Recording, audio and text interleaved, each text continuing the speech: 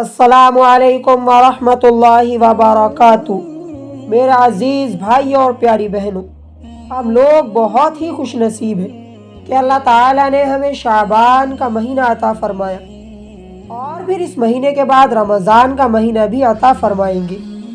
ये दोनों महीने बड़ी बरकतों और अज़मतों वाले हैं।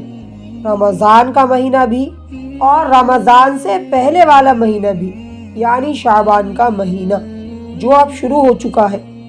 तो इस महीने में हम सब लोग 6 काम ज़रूर करें। वो 6 काम कौन कौन से हैं, आइए उनको जानते हैं। पहला काम, रमज़ान की तैयारी। शाबान के महीने में अब से जो पहला काम हमें करना है वो है रमज़ान की तैयारी। अगर हमें कहीं जाना होता है या फिर हमारे घर पर कोई मेहमान आने वाला होता है तो हम पहले ही से उसकी तैयारी शुरू कर देते हैं। रमज़ान का महीना तो बहुत ही अज़मतों और बरकतों वाला महीना है, तो हम लोग अभी ही से रमज़ान की तैयारी में लग जाएं। अल्लाह पाक ने शाबान का ये महीना हमें दिया ही इसलिए है ताकि हम रमज़ान की तैयारी अच्छे से कर लें। अब रमज़ान की तैयारी क्या है? तो रमज़ान में चूँकि हमारा रूटीन, हमारे मामलात और दूसरे महीनों के मुकाबले चेंज हो जाते हैं, हमारी नमाजों और दूसरी इबादतों की कैफियत बदल जाती है, तो हम इसी महीने के अंदर यानी अभी ही से ये कोशिश करें कि हम अपनी ज़िंदगी का सिस्टम बदलना शुरू कर दें। अपना रूटीन थोड़ा सा बदल लें, खाना थोड़ा कम खाएं। अगर प्यास हमें लग रही हो तो थोड़ा उसको बर्दाश्त करें ताकि जब रमज़ान का मुबारक महीना शुरू हो जाए तो हमें रोज़े रखने में आसानी हो और जितनी भी इबादतें हैं उनको हम बढ़ा दें। नफल नमाजें खूब पढ़ें और कुरान करीम की तिलावत पहले के मुकाबले बढ़ा दें। तो पहला काम जो हमें करना है वो है रमज़ान की तैयारी। दूसरा काम जो शाबान के महीने में हमें करना है वो ये है कि शाबान के महीने के रोज़े रखें। अल्लाह के नबी सल्लल्लाहु अलैहि वसल्लम शाबान के महीने में खूब कसरत से रोज़े रखते थे। इतनी कसरत से कि देखने वाले ये समझते थे कि आप पूरे महीने रोज़े रखेंगे, लेकिन फिर आप सल्लल्लाहु अलैहि वसल्लम किसी दिन रोज़ा नहीं भी रखते थे। तो हम भी इसी महीने में ऐसा ही करें कि किसी दिन रोज़ा रख लें और किसी दिन रोज़ा ना भी रखें ताकि अल्लाह के नबी की सुन्नत पर अमल हो जाए। लेकिन ज़्यादातर इस महीने में हमारी कोशिश ये रहे कि हम इस महीने में ज़्यादा से ज़्यादा रोज़े रखें, ख़ास तौर से 15 शाबान के दिन का रोज़ा, यानी शब बारात के अगले दिन जो शुरू होता है उस दिन का रोज़ा। शाबान के रोज़े ये नफल है, इस बात को हमें मालूम होना चाहिए। रमज़ान के रोज़े फ़र्ज़ हैं, तो उनको अपने लिए ज़रूरी न समझे, यानी शाबान के रोज़ों को अपने लिए ज़रूरी ना समझे, बल्कि अगर रख लें तो बेहतर है ताकि रमज़ान में रोज़े रखने में आसानी हो जाए। और अगर हम शाबान के महीने में रोज़े रखें तो हम 27 शाबान तक ही रोज़े रखें।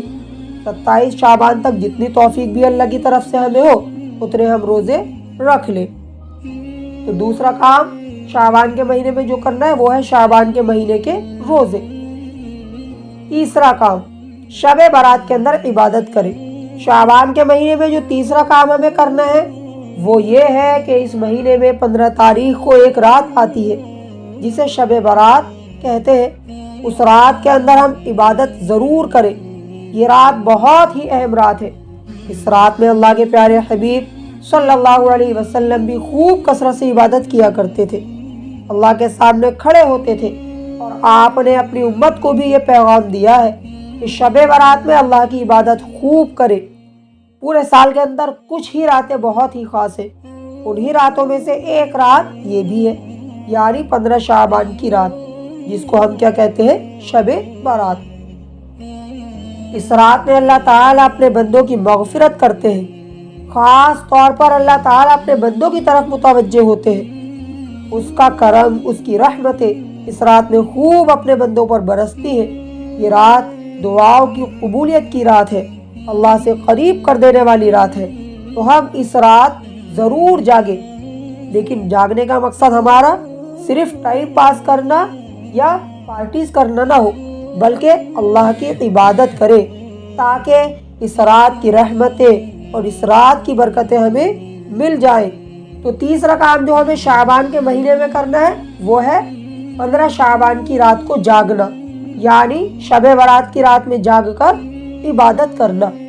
چوتھا کام شعبان کے مہینے میں جو ہمیں کرنا ہے وہ یہ ہے استغفار۔ شعبان کے مہینے میں ہم اللہ سے خوب اپنے گناہوں پر معافی مانگے، خوب توبہ اور استغفار کرے، کیونکہ آگے رمضان کا مہینہ آ رہا ہے۔ تو جتنا ہم رمضان سے پہلے گناہوں سے پاک ہو جائیں گے، جتنے ہمارے گناہ مٹ جائیں گے اور ہماری نیکیوں میں اضافہ ہو جائے گا، اتنی ہی زیادہ ہمیں رمضان کی رحمتیں، رمضان کی برکتیں حاصل ہوں گی۔ تو ہم شعبان کے مہینے میں توبہ اور استغفار کا خوب اہتمام کریں۔ پانچواں کام جو شعبان کے مہینے میں ہمیں کرنا ہے وہ ہے رمضان کا استقبال، رمضان کا موسٹ ویلکم۔ جب ہمارے گھر پر کوئی آتا ہے تو ہم اس کا استقبال کرتے ہیں، اس کا خوش آمدید کرتے ہیں، اس سے اچھے سے پیش آتے ہیں۔ اسی طرح ہم رمضان کا بھی استقبال کریں۔ اب شعبان کے مہینے میں رمضان کا استقبال ہمیں کیسے کرنا ہے؟ تو اس کا سمپل سا طریقہ یہ ہے کہ ہم شعبان کی تاریخیں گنیں کہ اب رمضان آنے میں اتنے دن رہ گئے ہیں، اب رمضان آنے میں اتنے دن رہ گئے ہیں۔ ہمارے دل کے اندر یہ خوشی ہو کہ اب بہت جلد وہ مہینہ ہمارے بیچ آنے والا ہے جس میں ہم اللہ کی قربت حاصل کریں گے، سحری کے وقت اٹھیں گے، روزے رکھیں گے، خوب زیادہ قرآن کریم کی تلاوت کریں گے، خوب زیادہ نفل نمازوں کا اہتمام کریں گے۔ اب ہمارے بیچ وہ مہینہ آ رہا ہے کہ جس مہینے کے اندر اللہ تعالی نفل عبادتوں کا ثواب فرض عبادتوں کے برابر کر دیتے ہیں، اور ایک فرض عبادت کا ثواب 70 فرضوں کے برابر کر دیتے ہیں۔ یہی رمضان کا استقبال ہے کہ ہم اس کے آنے پر خوش ہوں اور اس کے آنے کی تیاری میں لگ جائیں۔ تو پانچواں کام شعبان کے مہینے میں جو ہمیں کرنا ہے وہ ہے رمضان کا موسٹ ویلکم، رمضان کا استقبال۔ چھٹا کام جو شعبان کے مہینے میں ہمیں کرنا ہے وہ ہے برکت کی دعا۔ شعبان کے مہینے میں برکت کی دعا کرنا بہت ضروری ہے۔ ہمارا یہ مہینہ ضائع نہ ہو جائے، کہیں ہم یہ مہینہ بھول نہ جائیں کہ یہ شعبان کا مہینہ ہے۔ اس لیے ہم اس مہینے میں برکت کی دعا کرتے رہیں۔ شعبان کے مہینے میں عبادت کی توفیق بھی دوستو اسی بندے کو ملے گی جو اس مہینے میں اللہ پاک سے برکت کی دعا کرتا رہے گا۔ ہم اس مہینے میں روزانہ یہ دعا کریں، یا اللہ ہمارے پورے مہینے میں برکت عطا فرما دیجئے، ہمیں رمضان کی برکتیں بھی عطا فرما دیجئے، اور تندرستی کے ساتھ ہمیں رمضان مبارک تک پہنچائیے گا۔ میرے عزیز بھائی اور پیاری بہنوں، ہر کام اللہ تعالی ہی کی مدد سے ہوتا ہے، اسی کی توفیق سے ہوتا ہے۔ تو جب ہم اللہ پاک سے دعا مانگیں گے تو ہمیں رمضان کا بابرکت مہینہ نصیب ہو جائے گا۔ تو یہ 6 کام ہم سب شعبان کے مہینے میں ابھی سے شروع کر دیں۔